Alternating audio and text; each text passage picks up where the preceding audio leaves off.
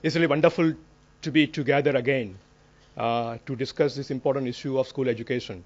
We started last year holding this conference, and we hope that we continue every year, or if possible, more often than a year.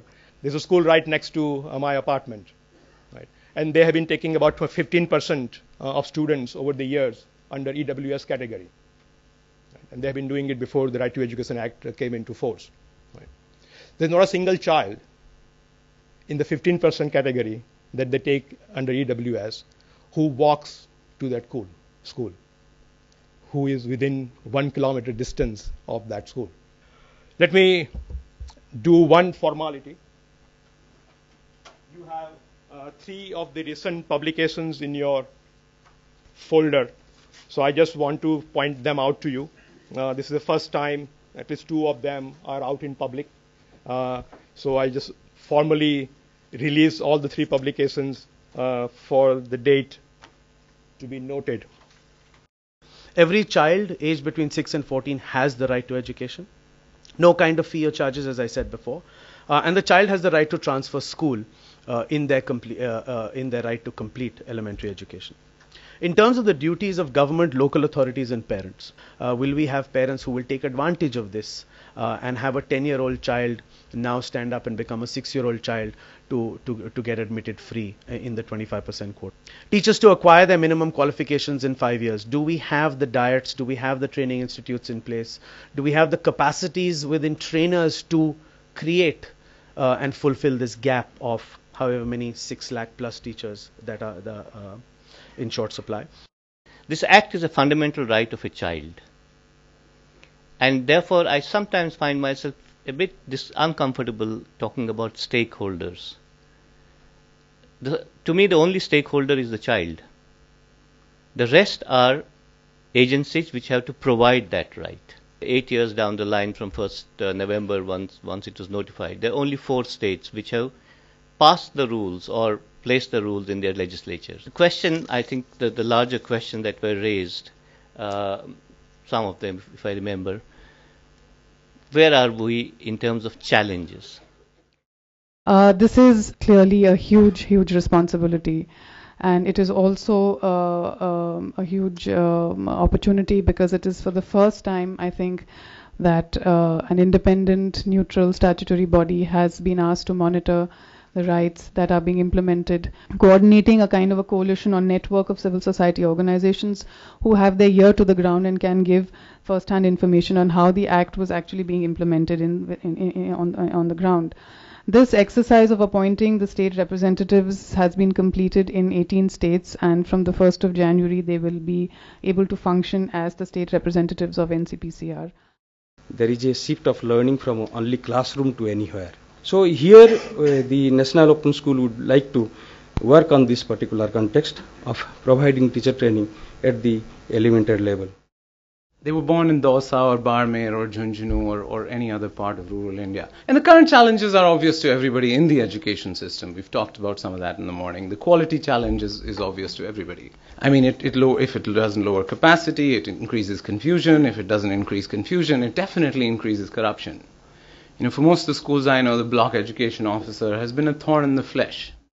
Things happen in a way that take along the entire communities and multiple generations. So you open about 151 schools, you've taken about 58,000 girls mostly, some boys as well.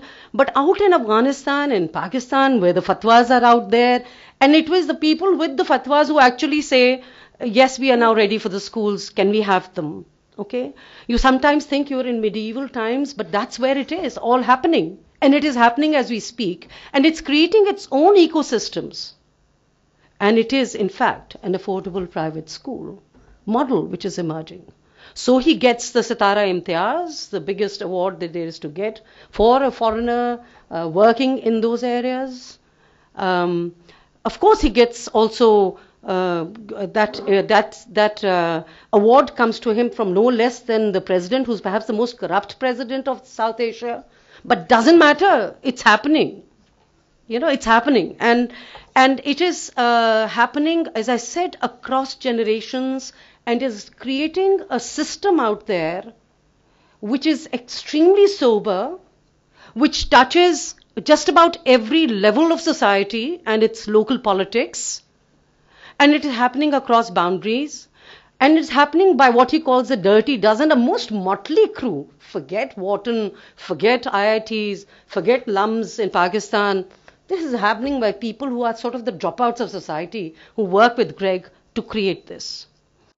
Respectful way of the privacy of the single person, but we are able to provide statistics on a geographical, on a meteorological way. Today we have estimated 8 million children out of school, and we're talking about mainstreaming and bringing all those children back into age-appropriate classes. So you could have a 9 or 10-year-old child who will suddenly have to go back into class 5 without possibly any previous literacy or numeric skills training. Now, how do you do that? That's quite a difficult task through special training. When we look today, we have 190 million children enrolled between the 6 to 14 years in school today across India. And it's estimated that about half of these children, that's almost 95 million children, are dropping out before they reach class 8. And that's why it's so important that when they go to school, they are learning. Because if they're not learning, they will inevitably drop out. So we see a student-teacher ratio of about average of 25, with 83% of the teachers being female, with an average experience of about 4.6 years. And typically they stay in the school for 2 to 4 years. Schools have an attrition rate of 30%. We have been talking about affordable private schools. I hope this gives a kind of a flavor of what these affordable private schools are, at least what we have seen in Hyderabad. And we see a lot of similarities to schools that we have started to work with in Delhi as well. There are various provisions that exist for teacher accountability measures in Uttar Pradesh, but they're not effectively able to be implemented.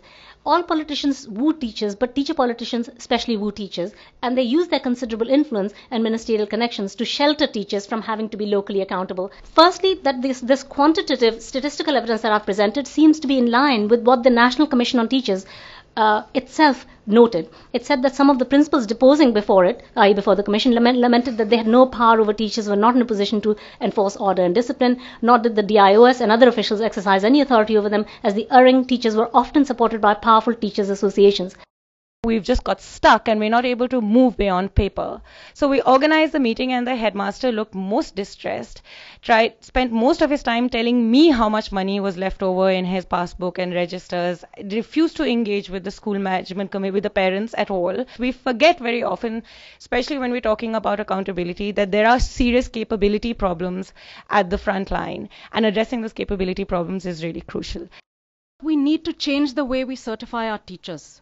We are talking of this big gap. We need to fill more than 1 million vacant teacher positions, maybe even 1.5 million. But again, our thinking is, how do we train teachers, mainly who are in urban areas, to go and live in the rural areas? We are not applying the principles of rural skills development, to schooling. Let's focus on building teaching capacity in our villages as part of the rural skills building mission, and let's use that body of people to teach the kids in the rural areas. None of these people who are earning more than 5,000, 6,000, 7,000, maybe 10,000, even if they earn 1,20,000 rupees a year, they can't afford to pay this 20,000 plus for educating their child in a formal school. I'm going to start now first with the teachers. Teachers need to understand that in today's world, their role and attitude has slightly changed. We said we'll try and achieve education for all in 1960. And then since then, we've been constantly moving the deadline back. So 60 became, in 66 we said 76, in 76 we said 84, and so on. And finally in 2002 we launched the Sarva Shiksha Abhiyan, and then we said we will achieve it by 2010. So how do we ensure that every single child has access to great teachers? Now, there are many excellent teachers in India today, okay, and they've been doing a great job, unsung and unnoticed, for many years. Every year, a few of them are identified and recognized by the state and national governments with Best Teacher Awards. So for a start, we could pick these award-winning teachers and create video recordings of all these teachers teaching in their own classrooms. In each of the Indian languages, not only in English, in their own languages. These video recordings could then be broadcast on television and also put up on YouTube and other websites. So not only students in the teacher's own classes, but also students all across the country can then benefit from these teachers, these great teachers. And teachers from other parts of the country can also watch them and then learn from them on what great teachers are. Where's the plan B if this doesn't happen? 3 years hence or 5 years hence, we'll still be saying, okay, let's give us some more time, another 3 years and 5 years. So we'll keep pushing it back. And it just keeps going on and on.